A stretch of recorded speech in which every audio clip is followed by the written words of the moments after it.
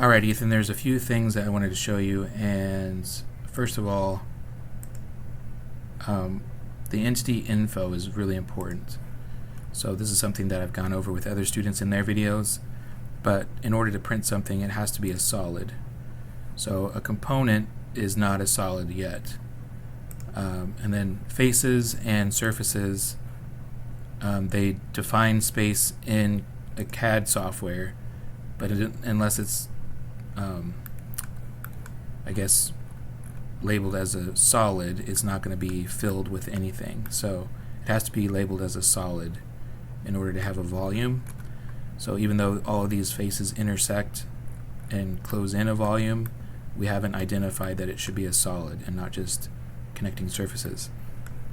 So in order to do that, you have to make it a component or a group. And you have a component, but the other thing that it has to be what's called watertight.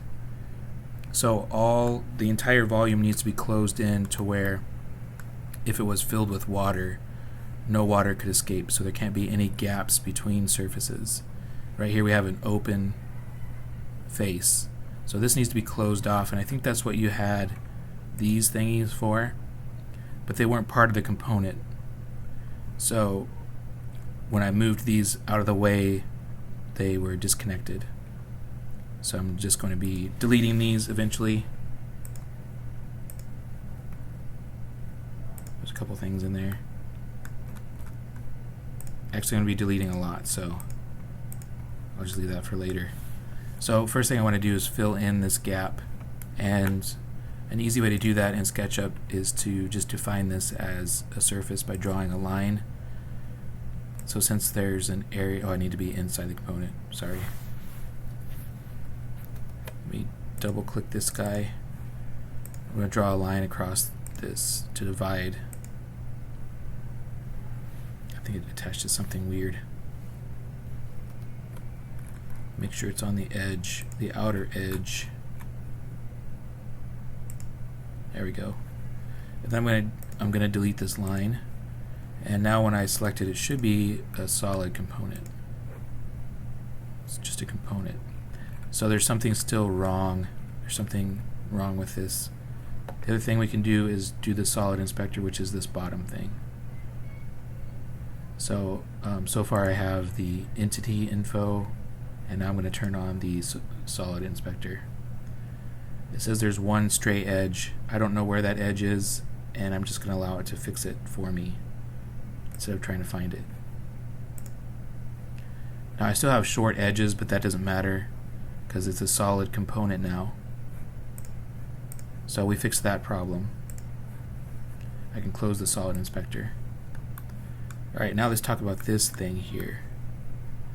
So it looks like there's a defined shape that I can use, and I'm going to push-pull that up. Yours is a specific dimension 19.34. So I'm going to go ahead and do that 19.34. So I'm going to first delete everything. I've already tried to make this a solid, so that's why I'm getting rid of everything. And let's go ahead and delete that thing. And let's go ahead and measure this.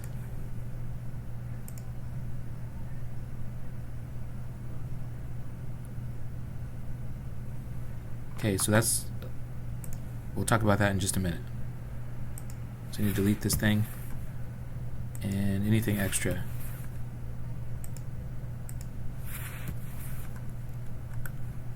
And see if we can get rid of this line here.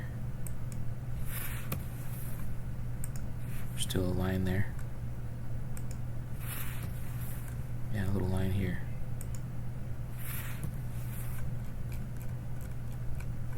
Okay, now I have a workable surface. Oh, there's another line.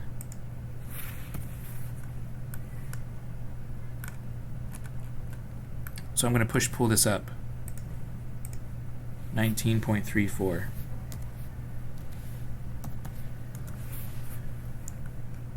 So this is easier than trying to make what you had there a solid, because you may have reworked it a few times and there's some stray edges and stuff. So as long as I have a solid surface and can pull it up, generally speaking, you can select it and then make a component or make a group. And it's still not a solid, so let's go ahead and go into the solid inspection thing again. There's still a stray edge somewhere, so let's go ahead and fix that error.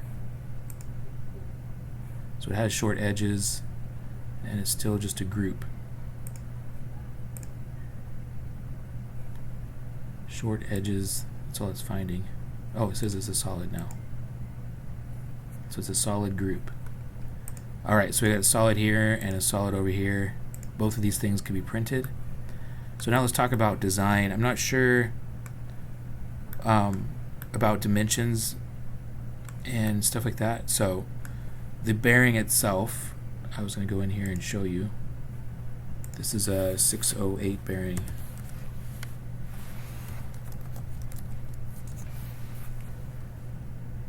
Let's go ahead and grab this one. Hopefully it's on the floor plane. Yep.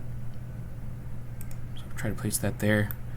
So this is the size of the bearing that we're using, and the measurements are 22 across. So I'm going to just verify this by going like that. 22. Then you have a measurement of 7 from top to bottom. 7. So your hole here currently is 18.63. So we want that to be 22. So I need to scale this up in order for that to work. So I'm going to go ahead and select these items here that I want to scale. Use the scale tool. And I need to do the math here. I think I already did it. Where's the calculator?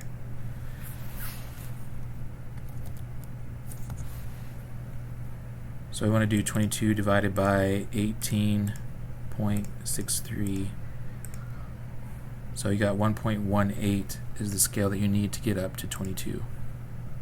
So I need to do scaling 1.18.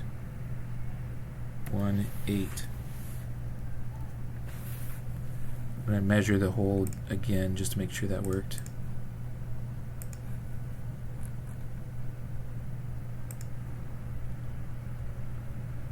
.8, 21.85, 21.99. I mean, that's really close. Calling that good. I'm going to go ahead and draw a line across here.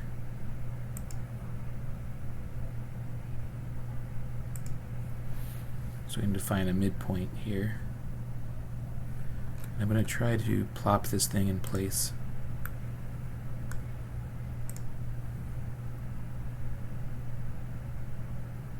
Because this is my question I have. So you can grab it from there.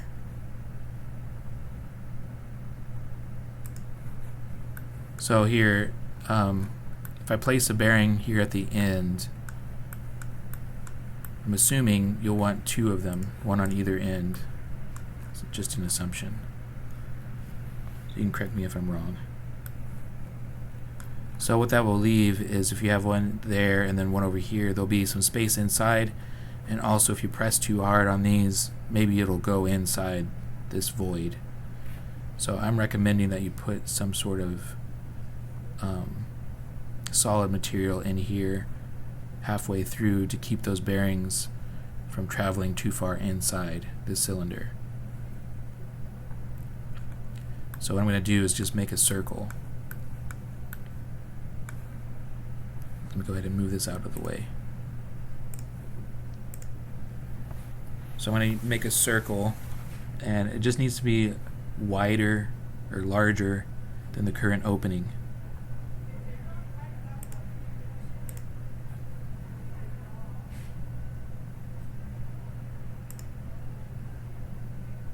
So let's do a radius of 13. Alright. And I need to take some measurements here of the side because that's changed. So I have a 22.82 and so let's call that, let's just do 22.82. Then we have two of these, which would be 14. So 22.82 minus 14.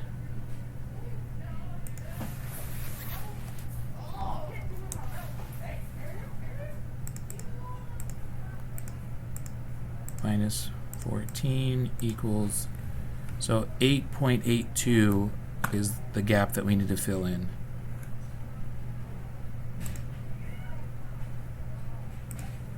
So I'm going to go ahead and push-pull this 8.82.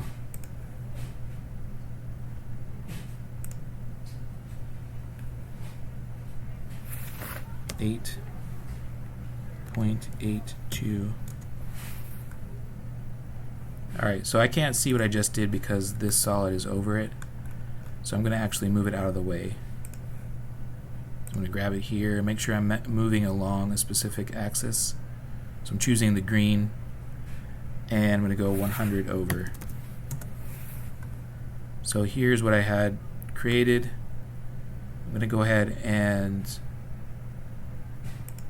move it. Actually, first let's get rid of this line. Actually, I'll keep the line. So what I have here are surfaces. I have this surface, or face, a surface, and another face underneath. So I want to make this a solid. So I need to select all of those things first. So I'm going to click on that, hold the Shift key down, click on that surface, orbit underneath, and hold the Shift key down and click that last surface. Now I can make these a group, and it should be a solid. It is a solid. So now I know I need to move this down in space to be halfway here, which would be 7 millimeters. So I need to move it down. So grabbing it anywhere and moving it along the Z axis, that's the blue, and then type 7. Okay, so now I have a solid chunk that I'm going to combine with my other solid. So I have this solid and this solid. So I need to move this one back along the green axis, 100. And then I'm going to use the solid editing tools, which we haven't talked about in class, but I've been referring to in these videos. So these are the solid editing tools here. The first two combine solids, and then you have some subtract, intersect, and what have you. So either one of these will work. This one leaves voids if you had an intentional void inside. This one will just combine things. So I'm just going to use that first one.